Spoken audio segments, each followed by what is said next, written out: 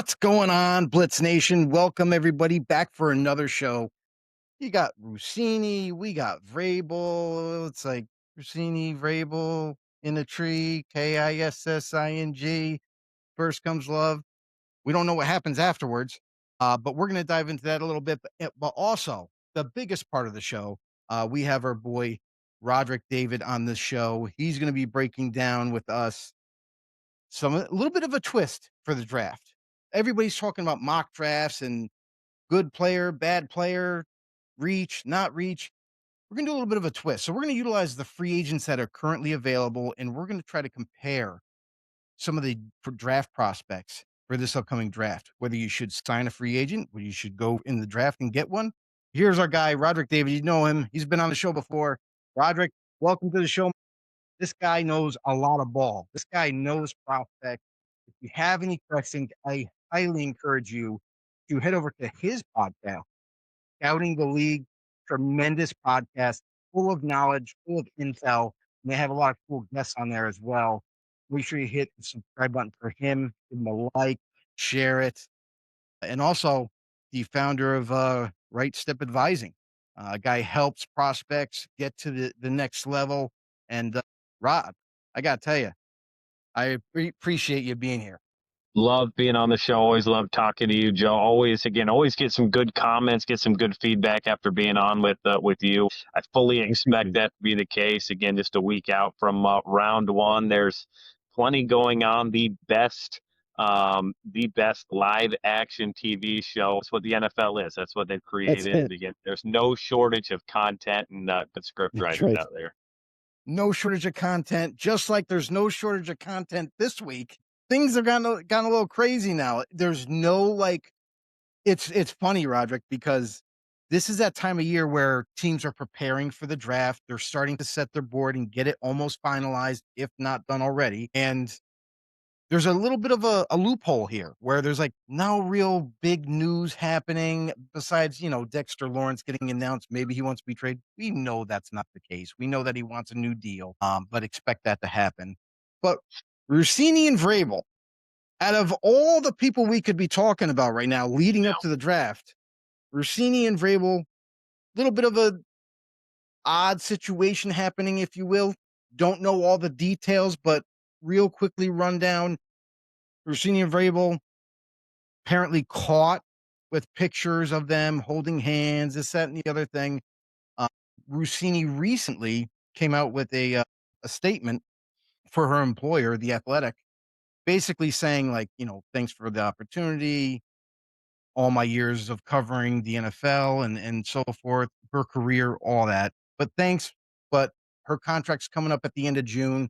She's going to basically just resign once out. And now here we are, where some speculation going on around that there's maybe some funny things going on between Vrabel and Russini, maybe romantically or whatnot.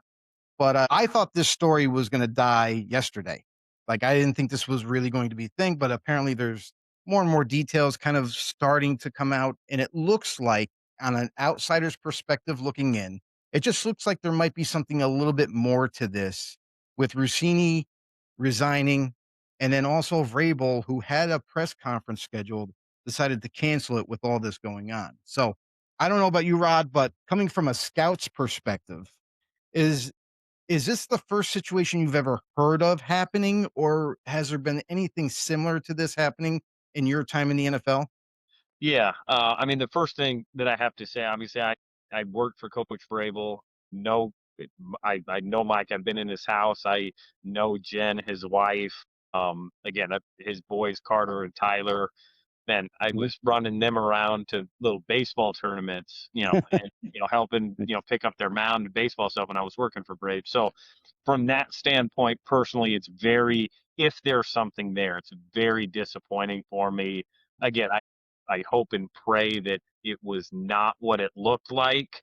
Again, I have no idea. Again, I've heard heard it from both sides. Now, does this kind of stuff happen with quote unquote the insiders? Lot of rumors that yes, it happened. And again, from a scouting perspective, there are kind of two schools and trains of thought. And again, I was really kind of brought up under both within the same building.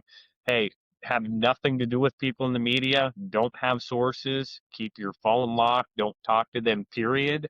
Mhm. And then I had, people tell me like, oh yeah, you need to make friends. Be aware that they have an agenda, that they have a job to do, and there are those that are a bit unscrupulous and will do whatever they can to Yep. try to break a story.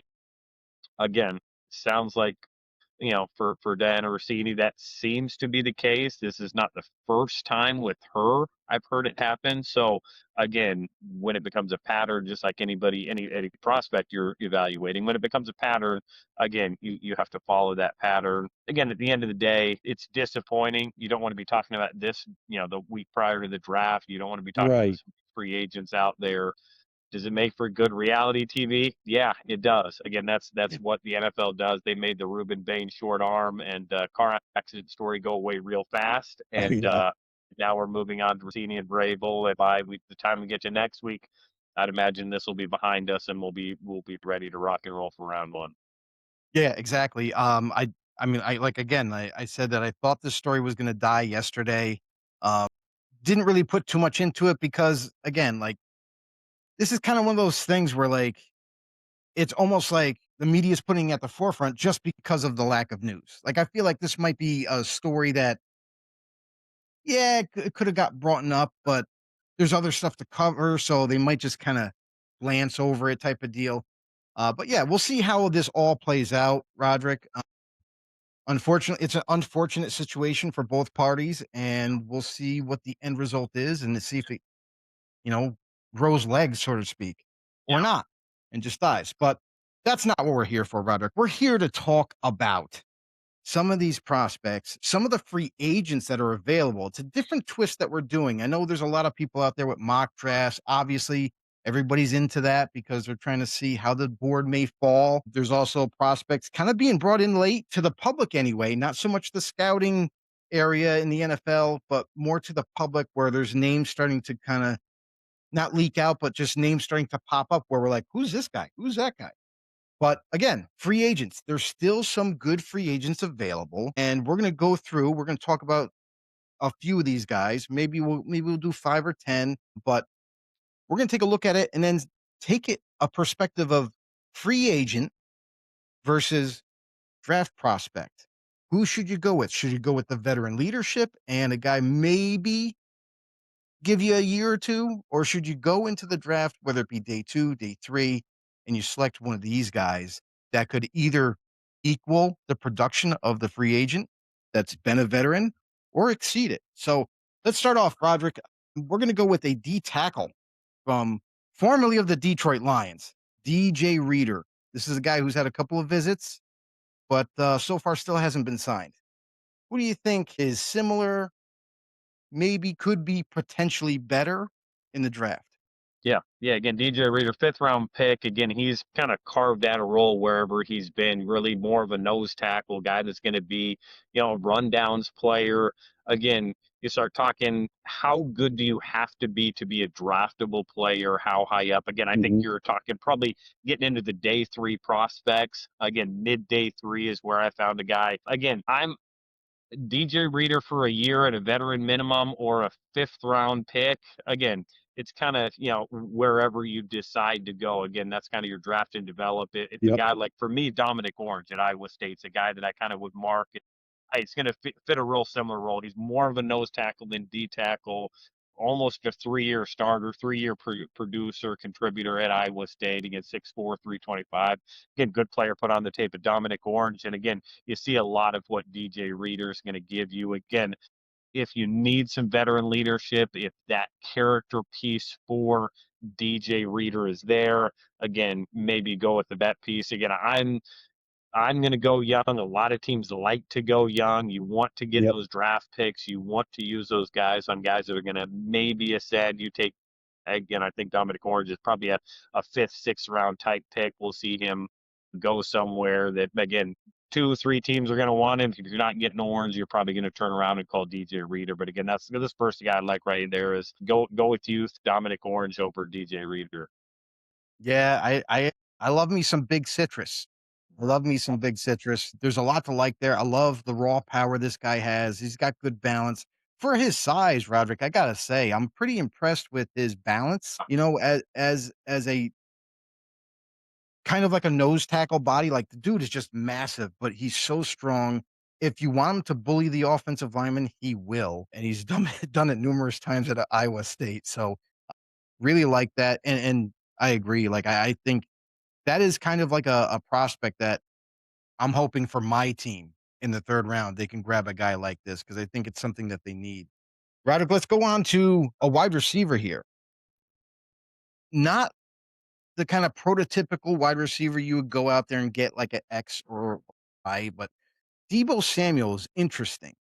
He's a guy that's very compact. He's very, physical. He's a guy that will go over the middle for you, no problem, no questions asked, snatch the ball out of the air. What do you got for Deebo Samuel? Yeah. Again, the guy that I think the comp ends up, and he's been talked about as one of the top receivers, is Makai Lemon out at SC. Again, when you talk about Deebo coming out, now you talk about Makai Lemon coming out. Again, you're talking about guys with good level traits, but nothing special, nothing elite. Again, if you want to talk about what makes them a special player, the versatility, again, playing from the backfield motion, and then the run after catch. Again, tough, physical, have some savvy to him in that way. Again, obviously, Makai Lemon, we're expecting him to be a first round type player. Again, Mhm. Deebo was again coming out of I believe SC South Carolina, again, a Yes. player that again was a good player. Again, had a special teams role early. Again, he really continued to develop. Was never going to be that number one or two type wide receiver, but again, did enough well that you liked him in your offense. Obviously, really found a niche and role as he's kind of moved around San Francisco to Washington. Again, I think that's what Makai Lemon. You've got to have a role for him. You've got to have a plan for him. This isn't just a plug and play X or Z receiver that you typically want. So again, you start finding that role, finding that niche for a guy like Makai Lemon. Then again, if you miss out on Makai, then again Deebo, you're turning around probably looking at his agent's number. Yeah. There's another guy that I want to throw in the hat here is Chris Bell, a guy who's 6'2", 220. He's got that physicality to him. I wonder if and I understand he's coming back from an injury, so I'm not quite sure where he's going to rank on other people's boards. But a guy who has tremendous talent, similar to a Debo. But man, either one of those guys, Makai Lemon as well, he's gonna be that physical guy that goes up and gets that ball for you over the middle. Another wide receiver that I had in mind, another guy, another kind of big name, especially in San Francisco, Jauan Jennings, uh, 6'3", 200 plus pounds. This guy is a bigger type of wide receiver. Some people are, have differing opinions on him. Can he be an X outside wide receiver for you, or is he just a slot? Do you have anybody for him that is kind of similar? Yeah, yeah. Jawan's an interesting one because I actually did his college report at Tennessee, and Oh, no kidding. there's some stuff in his background, would be putting it lightly. Him and the coaching staff did not see eye to eye. Again, whether Jauan was on and off the team at least 4 to 5 times in his Wow. time at Tennessee. Now, again, San Francisco, credit to Kyle, credit to John Lynch, that kept him on the field, and he's been a really good player. Mhm. So again, when you talk about a player like Jauan Jennings, again, the character always plays a factor in it. And again, that showed up really this last year and a half at San Francisco, even when he was producing. But Yeah. again, we just start talking about the player, and I'm going to go to Indiana's Elijah Surratt. Again, a Okay. big body wide receiver that's really a three, but super reliable, super Okay. trusted, good hands, can work some of the contested stuff. Again, you could really see how much Fernando Mendoza trusted him. And again, whatever else was going on in San Francisco, Brock Purdy trusted Jauan Jennings in that offense, and he was a big part of it. And again, you saw what Surratt did at Indiana in that offense. Again, big body, not going to be separators, but are going to fill that big, long body role and do a lot of good things. Again, primarily out of the slot, it's kind of that big slot wide receiver. He's going to have some back shoulder stuff. He's going to do some good stuff on the sideline. So Elijah Surratt is that guy for me.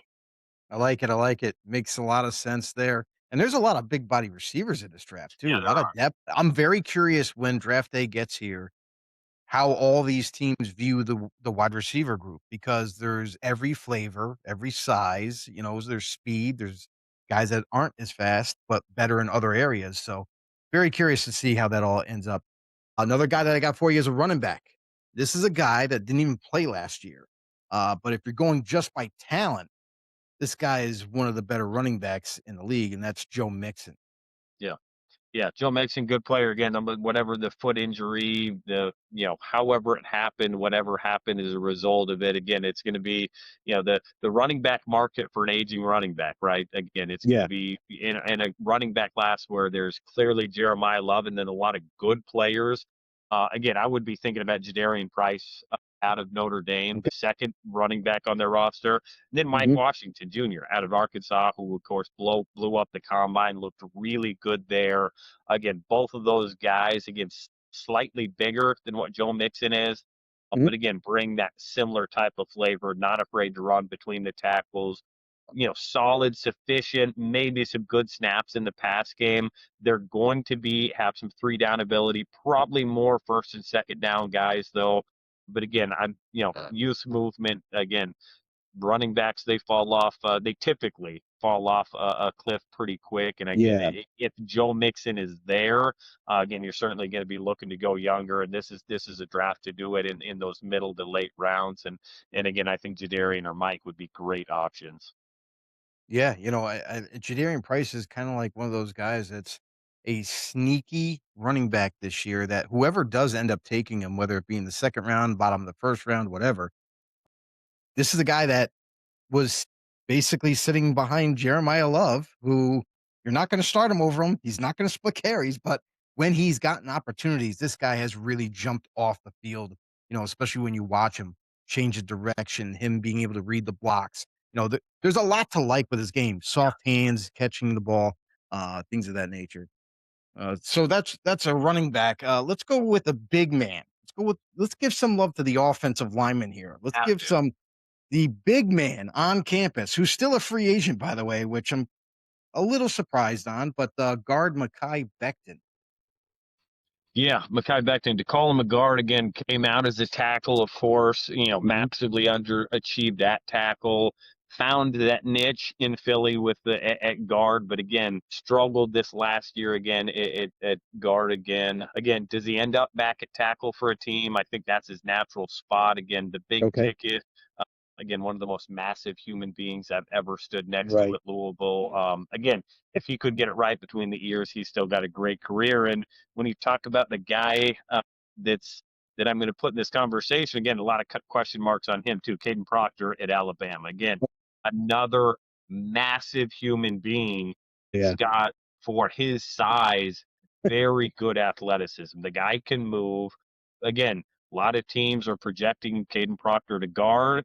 Was that the case with Makai? Makai was kind of well known he was going to be a tackle. I think Kadyn is going to be a tackle. Inconsistent on film, though. For some of the flashes that should be top 10 pick, Right. again, are stretches where, again, you are going to question how much you can trust this guy at either left or right tackle protecting your blind side. Again, does Atlanta get in the mix, having to figure out Caleb McGarry? I know they signed the Jauan Yep. Taylor kid. Are Mhm. you thinking about a future pick there? Um, Again, Kadyn Proctor has some really intriguing stuff, just like Mekhi Becton does. Again, for both of these guys, it comes down to what's between the ears. Do you trust the person? Again, O-line coaches are going to love to have, Kadyn Proctor. Is the story told on Mekhi Becton at this point? We'll kind of wait and see on that. But again, I expect Kadyn Proctor to kind of get some love here in that spot. Yeah, Makai Becton's an interesting player, and y I wanted to ask you this about Becton. Is natural spot is tackle, got kicked into guard, past couple of teams, Jets, Chargers. For Makai, do you believe that he could go back to tackle and hold it down? I do. I do. Again, if nothing else, this may be, again, you hope that this is the next wake up call, the final wake up call for Okay. Makai that, hey, like you can't just rely on your massive size. I mean, there's a lot of players in college where, again, you're just bigger and stronger and longer than everybody, and you Hmm. don't have to do the little things right. Again, it seemed like that was the thing in New York. Philly, he wasn't allowed to do that because he was playing next to a Hall of Famer, Lane Johnson. Again, Okay, Jordan yeah, Mailata had, again, that was his calling card. He learned how to do all the little stuff right. Again, right. you go to LA and play with the Chargers. Again, kind of lost that sense. You lose both the tackles that you're playing with. Again, just kind of became a lost guy out there. You get released after getting a nice contract, and again, you hopefully it's a wake up call that hey, if you want to play in the NFL, you've got to do everything, the little things right. He can still be a good player. Still Okay, hope that he takes those next steps. Again, at this point, he can't just be a big long guy that he has been. Gotcha, gotcha. Yeah, so Kadyn Proctor, Makai Becton, the size is there for both men, but they're dancing bears. That's basically what they are. You don't Uh, find human beings that big that move that well very often. that's right, that's right. I wanted to go to, defensive end now. Pass rushers, the talk of the town. Everybody's talking about pass rushers in this draft. There's a lot of them. Like, again, kinda like receivers where there's a lot of different styles, there's a lot of shapes and sizes to go with. But this is a guy who was a former number 1 overall pick in Jadeveon Clowney, guy who, in my opinion, just never rose to the occasion for being picked number 1 overall, but he's still a good player. Great against the run, does create pressure, just doesn't really finish well. But, Jadeveon Clowney, who in this draft is similar to Clowney? Yeah, again, this was a tough one because again, Clowney was again, you talked about everything you wanted as a pass rusher coming out. Again, everything that you were again kind of your ideals was going to hit all of them. Yeah, Had the production, had the pedigree, had the size, had the length, all that kind of stuff. And again, as you kind of go through it, there wasn't necessarily again the closest ideals is Arvell Reese. That's not a good comparison for Jadeveon Clowney. Again, ended up gotcha. kind of settling on David Bailey. Again, the Texas Tech edge Okay. rusher, kind of the best, again, pure pass rusher in this draft. If you want to say this is a guy that, again, is going to be probably a better pass rusher early than he is run stopper. But again, he's got the explosion, he's got the pop, he's got the size and length to play the run game. Again, is going to probably be a top 10 pick. Is going to be relied on as a premier, again, your number one edge rusher, rushing from the right side early on in his career. Again, is going to have a lot of expectations.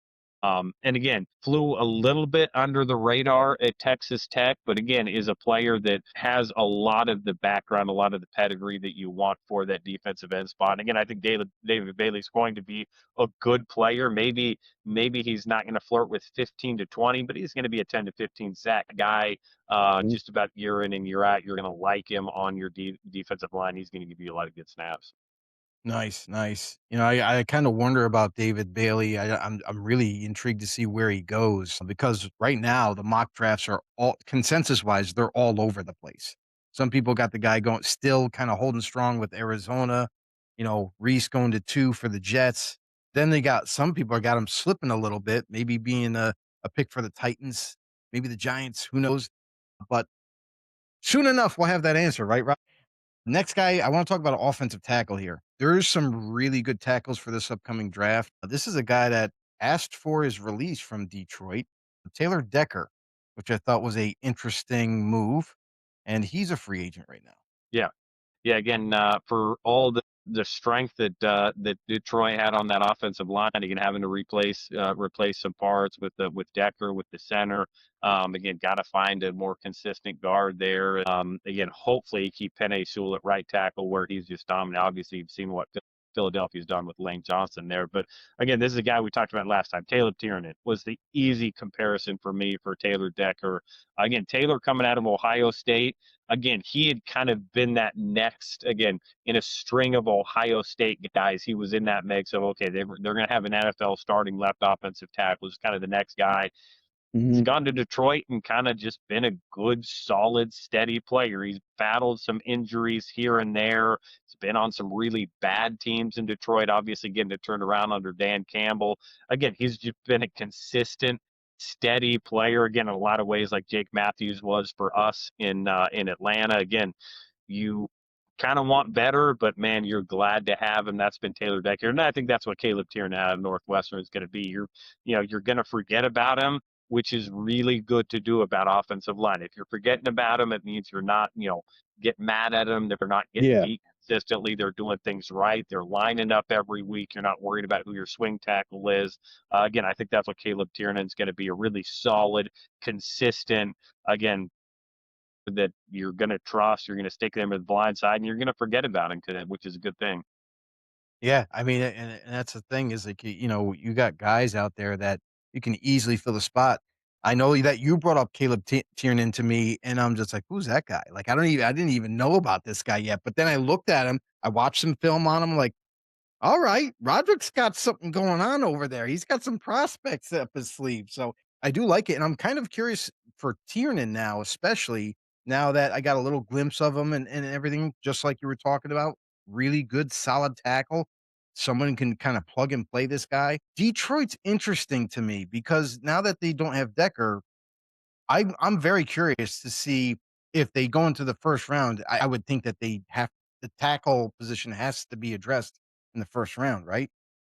Yeah, again, I think they could end up having their pick with the way this tackle group's going to be. Again, it's kind of all over. You've got the Freeland kid from Georgia. You've got Proctor. Again, how much do teams actually like him? You've got Blake Fisher out of Clemson. I'm a little bit lower on him Okay. than I know some people out there. Again, you've Yep. got the Ianator kid out at Arizona State, I believe. Like, there's some good, solid prospects. Again, there's not that guy that you're just penciling as OT1, which, Mhm. again, at this point, again, you get different flavors. And if there's Yeah. maybe two, three of them you feel comfortable, you sit. Maybe you hope that phone rings. Again, somebody wanted to jump back in for a different player. But again, I think Detroit has to be thinking about that. And it really is just going to come down to knowing that Dan Campbell team.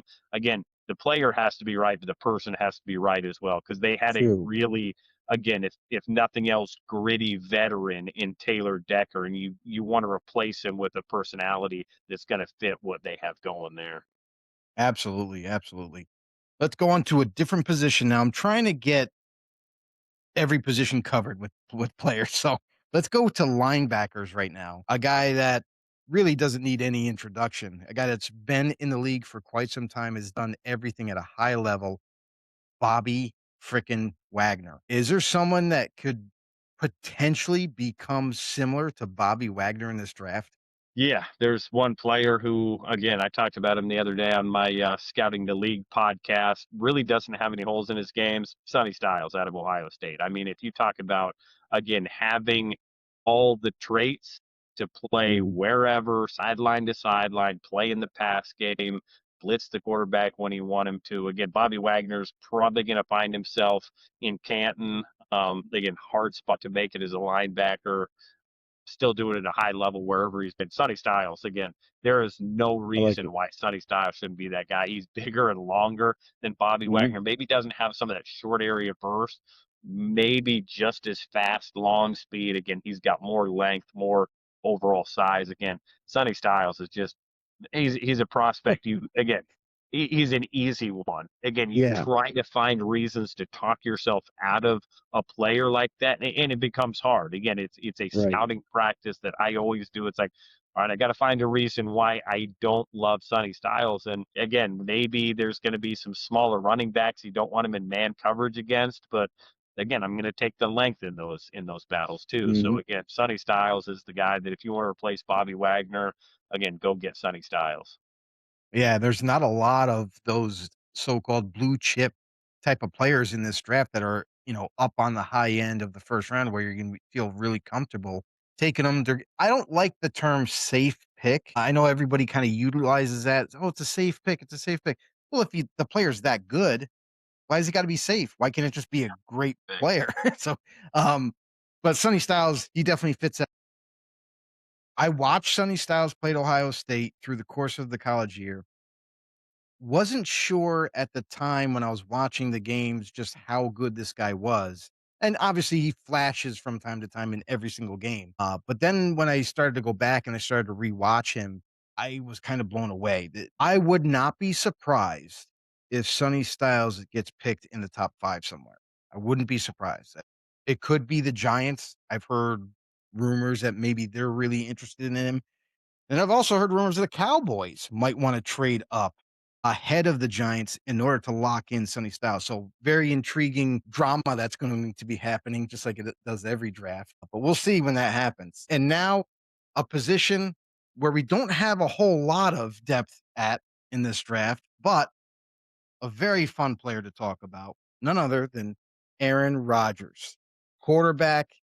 Nobody knows what this guy's doing yet. The draft is literally a few days. It's like less than 10 days away. And Pittsburgh still doesn't have an answer if he's going to come back and start or not. So Pittsburgh doesn't know what to do, but Aaron Rodgers, a fun player always to talk about. What do you think for this upcoming draft? Is there anybody in this class, which I know it's tough, but is there any similarities there? Yeah. So, this is such an interesting one. Do I think the Steelers get the answer on Aaron Rodgers, whether the public does before next week? I think they do. I think Okay. for whatever perception about Aaron Rodgers, I believe he respects what the Steelers, what the NFL is enough to give an answer. Again, he's going to take his sweet time, and maybe Thursday afternoon, 4 Eastern time. Again, who knows when Aaron gives that answer? But I look back to that draft. I believe it was the 2005 NFL draft when Rodgers and Alex Smith, two first round Yes. quarterbacks, are going. And again, the questions leading all the way up to it. Who was it going to be at number 1 overall? Again, Alex Smith goes number 1 overall, did a lot of things well, won a lot of games. That sounds a little bit like Fernando Mendoza. Now, Mendoza a little bit more of a true NFL pocket passer. But again, then the slide starts for Aaron Rodgers, and you don't have him picked, I believe, was it 24 overall, Joe? Mhm. Um, and then sat for 3 years. And Yeah. I challenge anybody to go back and look at Aaron Rodgers' college release, the way he carried the ball, way he dropped in the pocket. I mean, he looked like a different player when he started playing for the Green Bay Packers. They really broke him down over 3 years and completely remade him. It's really a remarkable study looking at his last year at Cal to what he did in Green Bay. And again, who's the prospect that everybody says he needs time, he needs reps? Again, you've got Ty Simpson down at Alabama. Again, this is a guy that, again, not the most snaps, not the highest level of snaps. There's a lot there. Again, could see the slide, could end up out of the first round. Again, depending on what happens, if Aaron Rodgers says yes to Pittsburgh, Ty Mhm. Simpson could very well find himself as a second round draft pick and in arguably a better spot where he can continue to continue to develop. Again, talking to Dane Brugler, Dane thinks like, hey, the best way to get on the field, just get reps. You've got to get Ty Simpson, get on the field and get reps. And I would be on the other side of that. You look at what Green Bay's done with Mhm. Jordan Love, with Aaron Rodgers. Again, that's the blueprint. You look at what some of these teams have done, sitting quarterbacks for a year, at least a year, having success with them. Again, there is ways to get these players ready to go. I think that's what Ty Simpson needs. Again, if it's not Ty Simpson, again, if you're Pittsburgh, can you do a similar type of thing with Drew Aller, who has maybe the best traits of any quarterback in this class as far as throwing the ball? Can you have a Pennsylvania kid sit him? Again, if it's not Aaron Rodgers, if we're going to take Drew Aller in the third or fourth, let's bring in a vet for 1 year. Let's continue to Mhm. develop Aller, who's got, you know, he can make some of those tight windows throws that Aaron could. Now, Drew's got a lot to work on in his game, but he's got all the traits to do it. And again, it becomes a really interesting conversation for Pittsburgh, again, depending on what this Aaron Rodgers situation ends out. Yeah, I mean, that's the thing is it's amazing. I think the NFL teams, all the owners need to get together and study the Green Bay Packers and how they develop quarterbacks because it just seems like they just know how to do it. I mean, you look at Malik Willis recently, goes into free agency, has earned a starting job now with the Miami Dolphins. Very curious to see how he further develops his career down in Miami. But again, like Green Bay just knows how to do it. I don't know what else it is. They're the only team I've seen have the success rate with different style of quarterbacks and still figuring out a way to make them good Yeah. or great, however way you Yeah. want to word it. Uh, but yeah, like in this class with Fernando and Ty Simpson, it's interesting too because I'm split on the ideology of you start him right away, depending on how high you pick him. Like, Fernando Mendoza is pretty much black Sharpie right now for the Raiders. They're going to take Fernando Mendoza. Do they start him right away just because he's the number one overall pick and they think he could just transition real quickly? Or they did sign Kirk Cousins, like everybody knows. To me, it seems like it's going to be a little bit of a competition. They're going to see where Fernando actually, is in training camp and how fast he can kind of grab hold of the playbook and make the checks and balances and things of that nature. But I'm real curious to see how that kind of unfolds too. Like I'm for it, sitting Fernando, seeing what Kirk can do, in the meantime and just keep teaching him. But Ty Simpson is another guy where I feel like in this class, like it's weird because there's nobody that you can say, oh, that guy you just have to start right away. Like Yeah. there's no question mark. So everybody's got something to work on, but that's why the quarterback position is so intriguing, especially this year when the list is a little short, so to speak. Yeah. Um, Tight end, we're gonna talk about this time. David Njoku at tight end. Um, I'm curious about there's a lot of tight ends in this class, like a lot of good tight ends. Typically, what I notice is there's not a whole lot from year to year with tight ends. They're not as deep as they are this year, in my opinion. This year, there's a lot to like. For a guy like David Njoku, who coming out of college was like this kind of like physical speed catching type of I mean, you could call him a wide receiver. That's how fast he is. But now he's playing that tight end position. I kind of think I kind of know where you're going to go with this, but I'm curious to see. So David Njoku for this upcoming draft, what do you got for him in similarities? I'd be surprised if you know where I'm going on this one, Joe. I'm Like, gonna. I'm we'll see okay. where you are at. Because again, David Njoku, again, drafted highly, again, had the pedigree, was supposed to be that guy. Again, Mhm. really turned into a very linear for the athletic and Yes. explosiveness, really straight line athlete, not a guy that really got in and out of breaks. Again, Mhm. feel a little bit, is he a little bit more of a Y? Yeah, he's a vertical Y. He can block. He can do everything. I'm going to go out to Stanford, and I'm going to go Sam Roush, a 6'5", Okay. 260-pound tight end. Again, you've got a big, long body, long frame. Again, not a guy that's going to do a lot of change of direction. He's not going to be your choice guy. He's not going to Mhm. be a split out guy, but he's going to win consistently. You're a 12 offense, you're a 22 offense. You love this guy as, again, a tight end 1A, 1B pairing with the right person. I think Sam Rush is a good player.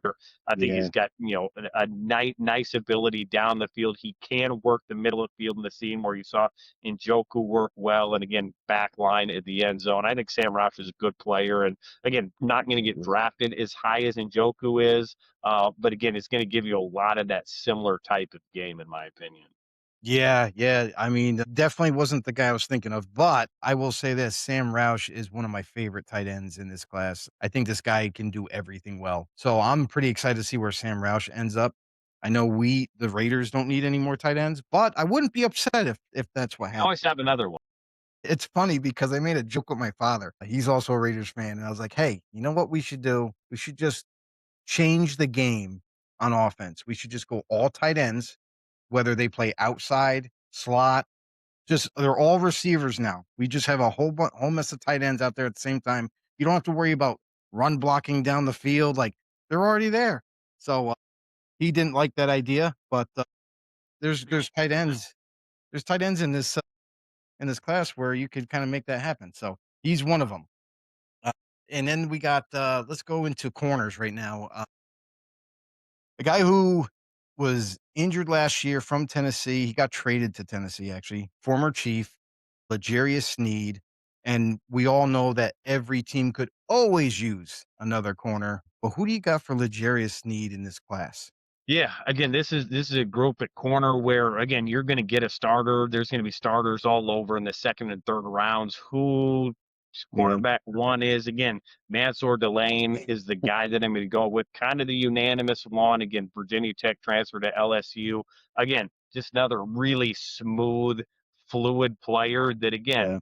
did a lot of things very good. Again, there's not he didn't really have that premier moment, the premier game where again he really just got matched up and then it's like, hey, you just put that tape on and watch it over. But again, you Mhm. watch the course of the season, you watch targets, you watch routes. Again, this guy is going to line up. He's going to do some scheme versatile stuff, can play in zone, can play in man. Again, that's just this is a really smooth, fluid player, makes the movement look easy, which again, you always appreciate that when guys again it just doesn't look like he's working real hard at sometimes. And there's sometimes it's like, strain a little bit more, be a little more urgent. And yet he's right there on the hip, running down the field, running across the field. So again, I think Mansour Delane is again quarterback one. I think he ends up going middle of the first round here, and again steps in as kind of that quarterback one, quarterback two for a bunch of the teams in the NFL here. Nice, nice. I do like there's the top 2 corners, Jamad McCoy and you got Mansour Delane. Um, for me, they're kinda like 1A, 1B. I love both of them. If I was a team, I wouldn't mind either one, but is Mansour being rated number 1 because of Jermad's injury that he's coming back from? Or do you think well, now, I mean, forget about that. Like, he had a pro day, he ran a 40 and ran a 4.3-ish type 40. So, that looks good, but do you think leading up to this point, was McCoy kinda being, I don't wanna say undervalued, but, like, he just wasn't seen as the number 1 overall because of Mansour being healthy? Or do you think I mean, it's just when you don't have a snap of live football and as long as Jermod McCoy does, I think there's teams that won't have first round, maybe even second round grades on him. It is going to be oh, hard okay. for some teams, some GMs, some coaches to think about taking a player who had an ACL injury and has been out this long. I think that's Okay. really going to worry Yeah. some teams. And again, as a result, again, when not all 32 teams are in on you, again, the Right. value is going to fall a little bit. Again, there is a lot of projection and there is a lot of corner that doesn't happen in a straight line. And again, a 40 is great. Again, gun Mhm. out, you were explosive, but man, teams have to see you move, have to see you play live and at some point got to see you take a hit. And that is the thing that even at Okay. corner, there's going to be some contact at some point. There's going to be some situations where you're going to be off balance, out of your zone. Again, all those things where, again, it's been a long time since you have done that in live situations. And no matter what you do in the pre draft process, Yeah. private workouts, pro days, drill work, you can't simulate what is going to happen on game day. And again, I think that is why True. again, there are more questions on Dramad. Does that mean, Mansour's a little higher for the majority of teams? Maybe. I think there's Mhm. certainly, again, Jamad McCoy is going to be a first round pick, I think.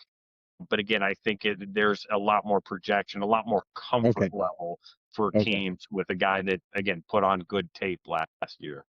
Excellent. The last player that I'm gonna go to is a safety, because that's what we gotta finish off with, the safety, and there's a lot of good safeties, and this is I kind of have the same perception of the safety position as I do the tight end position. I think this year, typically I don't feel like there's been a draft in recent memory this deep with safety talent that potentially you can get in day 2, maybe even the beginning of day 3, and have a starting caliber safety, but Harrison Smith I have on here, who's still a free well, he's g most likely I have he's gonna retire, I think, but, Harrison Smith is a very good player. He's been a very good player in this league forever since I started watching, so but yeah, great career, really good safety, has turned the ball over, makes great, open field tackles. But in this draft class, you have more than a handful of guys you could go to. Who in your mind kind of fits the bill?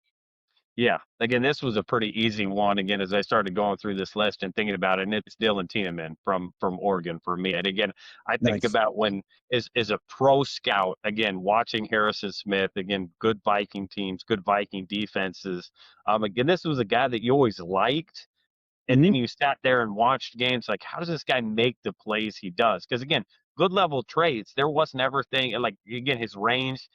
He has sufficient to good range. He had good speed. He took good Hmm. angles. He wasn't the biggest guy, wasn't the longest guy, but at the end of the day, man, like this is a good player that you want that fits the back end. And again, that's kind of the way I see Dillon. Dillon, again, for me, I'm probably slightly lower than the consensus. I wouldn't have a first round grade on him. Okay. And again, you really, for me, as I watched it on a micro level, again, a little bit concerned about his speed and close. Again, a lot of back hip tackles for me. Again, a lot of dive tackles. There were some plays I wanted him there on that he was just Hmm. close on. But again, as you watch the course of an Oregon game, man, the guy was always around the ball. He was productive. He was a big piece in what that Oregon defense did the last couple of years. And again, at the end of the day, it's like you take this guy again 10 years later, you're like, that was a good player, good draft pick that again kind of like we talked about with Tyranny, you kind of forget about good players like that. That man, you trust them back there. You know they're going to be productive. They're going to be in the right spot. At the end of the day, that's what Dillon is. I think that's what Harrison was for a long time. And when you make enough of those plays, you earn that respect and you have the career that Harrison Smith did. And again, hopefully Dillon has that kind of career, and that's the guy that I'd be thinking about replacing him with. Excellent, excellent. I love it. So that does it for our list. Different spin, right, Roderick? Like it's not the Love it. same old, same old. Definitely different, unique spin on their current free agents versus some of the prospects in this year's class. Listen, if you haven't done so already, I encourage you, I implore you, all the audience out there, all the Blitz Nation, head over to Scouting the League, hit that subscribe button from my boy Roderick, and don't forget to do thumbs up. It helps everybody when you do that, furthers the channel, blows it up a little bit, and also the man, the myth that is behind the Right Step Advising Company helps prospects year in and year out. This dude is so knowledgeable. I encourage everybody, ask questions. You're not going to get an opportunity like this where you can ask questions to a guy who's been there, done that in the league as a scout. I implore you, and tune in to our draft. We're going to have a live NFL draft. Roderick is going to be there. It's going to be an exciting time for every team, really. But we're going to dive into some of these prospects. Maybe you guys should hop on the live, ask some questions to Roderick because Yeah. give his honest opinion on it. So, Six draft rooms. I've been in six draft rooms. I've been part of a bunch of conversations. I am an open book. Man, I'm looking forward to it. Again, draft it's can't fun. get here soon enough. Oh, I know it. I am super excited, very intrigued to see where some of these prospects end up going. And honestly, nobody ever gets this right.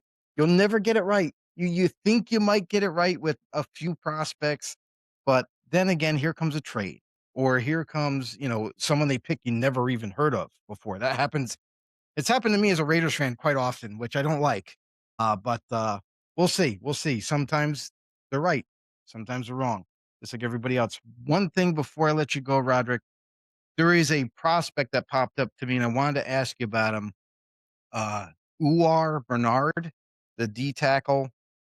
He's 6 foot, almost 6'5", 306 pounds. The guy literally has 6% body fat and very athletic, has burst, has speed, um, can jump out of the gym, 39-inch vert. I mean, he's not human, I don't think. I really don't. But again, this is another guy that I think is new to the sport. He came from Nigeria, and I feel like even though his athletic traits are through the roof, I think he's got some development to do. And I kind of view him more of a day three. I know it sounds crazy when you look at the measurables and all that, but what I mean, have you heard of this guy? Have you I mean, of course you have. But what is your take on a guy like this where as a scout, you look at guys like this that have an athletic profile through the roof. Do you think you can kinda get him to develop and maybe down the road he becomes a starter for you? Yeah, yeah. Again, this is such a tough one as a scout because obviously the analytics, the data, the testing, Yeah. everything he's put, like, yeah, that you can't argue with it.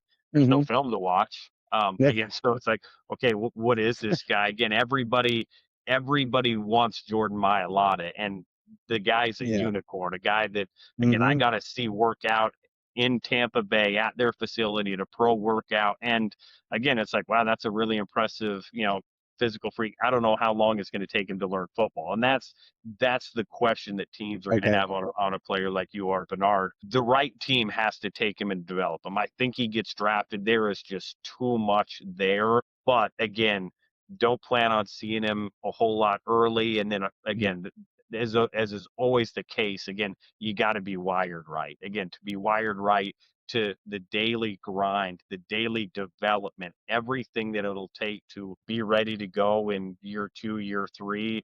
He's got a long way to go, man. He's got a lot to do with it, though. And again, there's a handful of teams that know how to develop these guys. If he goes to one of those teams, again, you Mhm. really like the upside with a guy like this, and that the international player development program, Mark Delgarian, a good friend of mine, does fantastic work on there. Get really excited about this group, and Bernard may be the guy out of this one. Excellent. Excellent, Roderick. Thank you for joining me. Jimmy's still not here, obviously. I think we're going to see Jimmy draft time. So that'll be a nice welcoming There we party go. for him to come back to. Kick the draft off right. It's going to be a lot of fun. I can't wait to have some of the great conversations we're going to have, Roderick. And for everybody out there, definitely encourage you guys head over to his podcast. It is awesome. If you love football knowledge and you love to get a little peek behind the curtain, so to speak, it's it's the one YouTube channel you just have to go and subscribe. You gotta pay attention. Scouting the League podcast. Awesome guests. Roderick's gonna be there, obviously. On there, be interactive. Ask him a question and everything. These guys are great at that. I know I've asked a few questions before, got an answer right back in seconds. So, um, encourage you guys to do that. Roderick, thank you so much for joining me. I'll see you in the next one, my friend.